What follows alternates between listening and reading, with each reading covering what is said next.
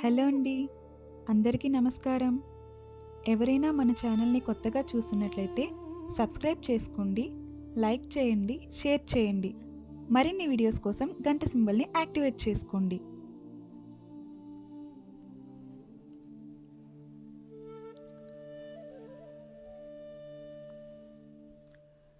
అనుకోకుండా మొదలైన ప్రేమ ఎపిసోడ్ 1. ఒక్క ఫోన్ కాల్, 2 జీవితాలు. కొన్ని పెళ్ళిళ్ళు ప్రేమతో మొదలవుతాయి, మరికొన్ని పెళ్ళిళ్ళు పెళ్లి తర్వాత ప్రేమగా మారుతాయి.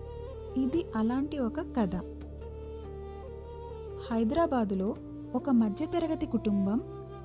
ఆ ఇంట్లో ఉండేది మాధవి. వయసు 24 సంవత్సరాలు. చాలా అందంగా ఉండేది కాదు, అలాగని అందంగా లేదని కూడా ఎవరూ చెప్పలేరు. ఆమె అందం ఆమె ముఖంలో కాదు, ఆమె మనసులో ఉండేది. చాలా తక్కువ మాట్లాడేది, అవసరమైతేనే మాట్లాడేది. చదువు పూర్తయ్యాక ఒక చిన్న కంపెనీలో ఉద్యోగం చేసేది. ఆమె జీవితంలో ఒక కల మాత్రమే ఉండేది. నన్ను నిజంగా అర్థం చేసుకునే వ్యక్తి నా జీవిత భాగస్వామి కావాలి. డబ్బు కావాలని కాదు, బంగారం కావాలని కాదు, నన్ను గౌరవించే మనిషి కావాలని మాత్రమే కోరుకునేది. ఇకపోతే మరోవైపు విజయవాడలో ఆదిత్య అనే అబ్బాయి. సాఫ్ట్వేర్ ఉద్యోగి, మంచి జీతం, కానీ జీవితాన్ని చాలా సింపుల్గా చూసే మనిషి. స్నేహితులు చాలామంది ఉన్నా మనసులో ఉన్న బాధలను ఎవరితోనూ చెప్పుకునేవాడు కాదు. ఒకరోజు అతని అమ్మ అడిగింది, నానా, ఇంకెంతకాలం పెళ్ళి వద్దు అంటావు?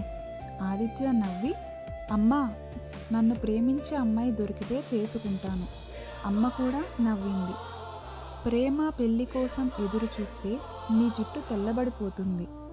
ఆ మాటకు ఇద్దరూ నవ్వుకున్నారు. ఇక 2 రోజుల తర్వాత మాధవి ఇంటికి ఒక పెళ్లి సంబంధం వచ్చింది. ఫోటో చూసింది, ఏమీ మాట్లాడలేదు.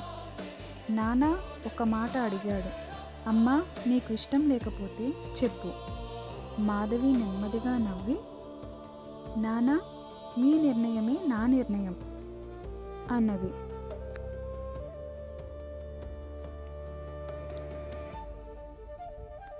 అటు ఆదిత్య కూడా అదే ఫోటో చూశాడు. అతన్ని నాన్న అడిగాడు, ఎలా ఉంది అమ్మాయి? ఆదిత్య ఒకసారి ఫోటో చూసి, ముఖం కంటే ఆమె కళ్ళల్లో ప్రశాంతత కనిపిస్తుంది అన్నాడు. ఆ ఒక్క మాటతో పెద్దలు ముందుకు వెళ్ళారు.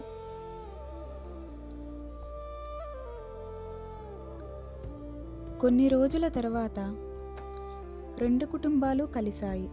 మాధవి తలదించుకొని కూర్చుంది. ఆదిత్య ఒక్కసారి చూసి మళ్ళీ తల తిప్పుకున్నాడు. ఎందుకంటే ఆమె ఇబ్బంది పడకూడదని అనుకున్నాడు. అది చూసిన మాధవి మనసులో ఈ అబ్బాయి ఎందుకో వేరేలా ఉన్నాడు అనిపించింది.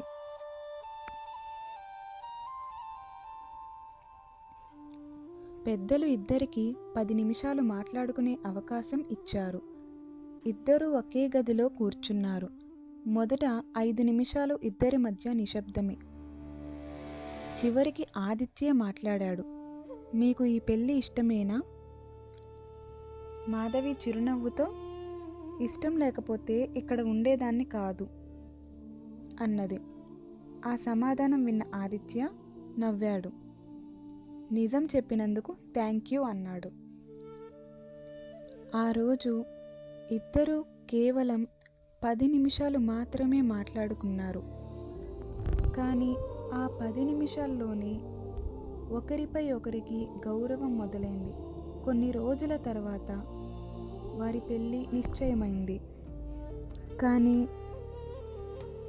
పెళ్ళికి సరిగ్గా 5 రోజుల ముందు మాధవికి ఒక తెలియని నెంబర్ నుంచి ఫోన్ వచ్చింది. ఆ కాల్ విన్న తర్వాత ఆమె ముఖం ఒక్కసారిగా మారిపోయింది. ఆ రాత్రంతా ఆమె ఏడుస్తూనే ఉంది. ఆ ఫోన్ ఎవరు చేశారు? ఏం చెప్పారు? ఆ కాల్ వల్ల పెళ్ళి ఆగిపోతుందా?